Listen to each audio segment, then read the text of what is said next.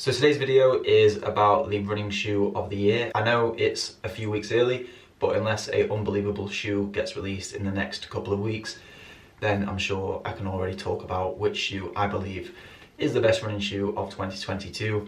And also that'll carry over probably to the start of 2023, or at least until around March time when we see new releases from Nike especially. This ranking has got progressively more difficult over the years since super shoes have made it very day and night between the feeling of racing shoes as well as mileage shoes and training shoes. So it's really hard to not be biased to always go towards a super shoe which just feels really fast and great on race day, because sometimes you have to sort of find a shoe that has more versatility or has more comfort and is better suited for more runners.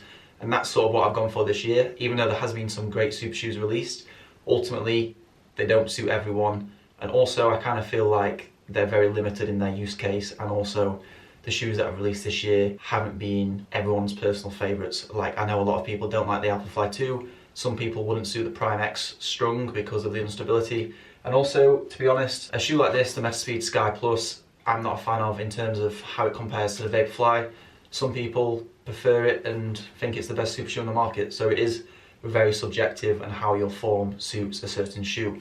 So it's hard for me to sort of pick a very specific shoe which I think wouldn't really matter on people's forms, and it's more an overall just brilliant shoe. Before I do get into this, an honourable mention, which probably would have been my choice if I hadn't tried a shoe what I recently tried, and that is the Saucony Triumph 20. It's a very high cushioned, soft, comfortable running shoe, which I think is just sort of does exactly what you want it to do in terms of get you through a run, probably between easy and steady mileage. So you wouldn't go faster in the shoe, but ultimately it is a really good shoe for mileage. And I do think it would suit a lot of runners. It's kind of like the same as the Brooks Ghost, which would suit a lot of runners, and you'd recommend that to new runners as well as people who've been training for a long time, just because of how comfortable it was, and sort of there's nothing too fancy, but this just has a really nice cushion on it.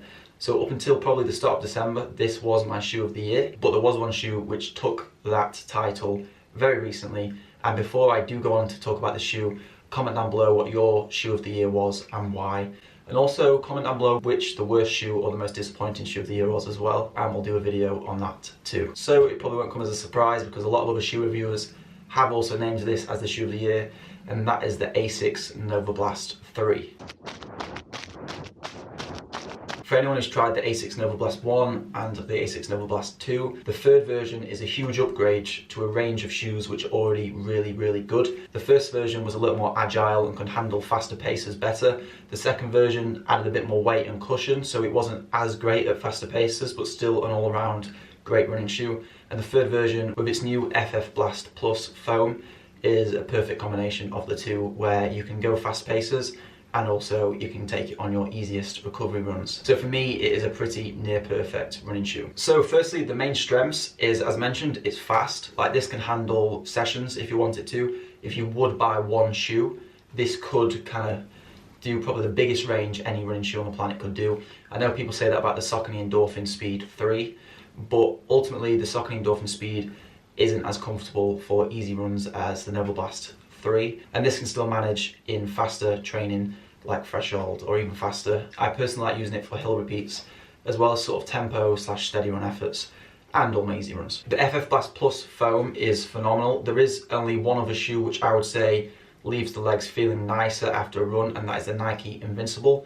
However, obviously with the Nike Invincible you can't take that out for faster runs because that is a pure recovery run shoe. So in terms of the amount of versatility as well as how nice you feel after a run, this is clear because you can take this on faster runs, which you can't do with the Invincible. The comfort of this shoe is also supreme. The density of the foam really provides a very unparalleled cushion when you land. Also, the upper is padded and comfortable and breathable, and also, I'm not sure if you'll be able to pick it up on the camera, there's a really weird mesh on the inside which is like loads of different lines.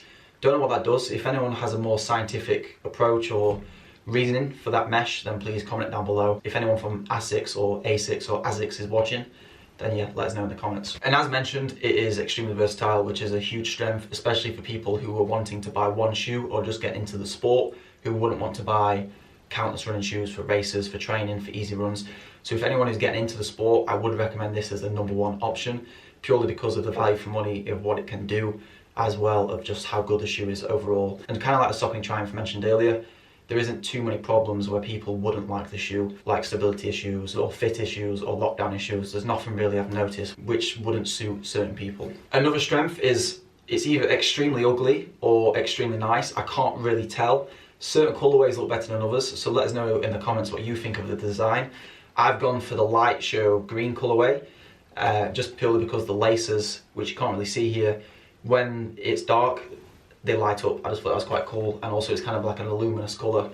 And also for winter, you kind of don't want to go for a softer colour like a white because it'll get extremely muddy. So I think a black and a green is a good option to have. In terms of the outsole, the grip, I've ran in snow and ice and there's been no issues. It's not really anything special, but also it's not causing any problems, which is kind of what you want.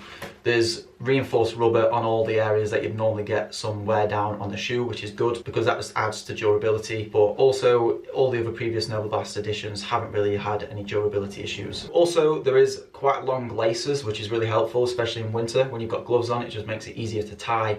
And sometimes with shorter laces, it is a pain because you want to like triple knot them. You don't have that problem because these are long laces, so it's really easy to tie knots and stuff like that. So next up is the weaknesses of the Novablast 3, and there isn't any. I mean, if I was being really pushy, I would say that the upper can lose a bit of weight because there is a lot of padding around the heel as well as going to the tongue.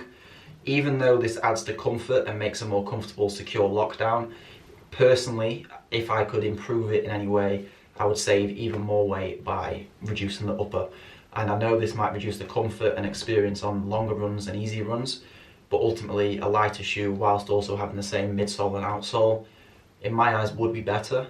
So that is something what's not really a weakness, but it's an area I would improve in a best case scenario. Other than that, the only thing I did notice was on my first longer run, which was 23k, I got slight rubbing on my left toe. But the reason I'm not really listing that as a weakness is because it was the first time I took the shoe on a longer run, which, you know, new shoes, sometimes you get some rubbing, but also it was very snowy, and normally when you're running in the snow, your toe flicks a bit, so that could also add to the rubbing, and I might have got it in any other shoe.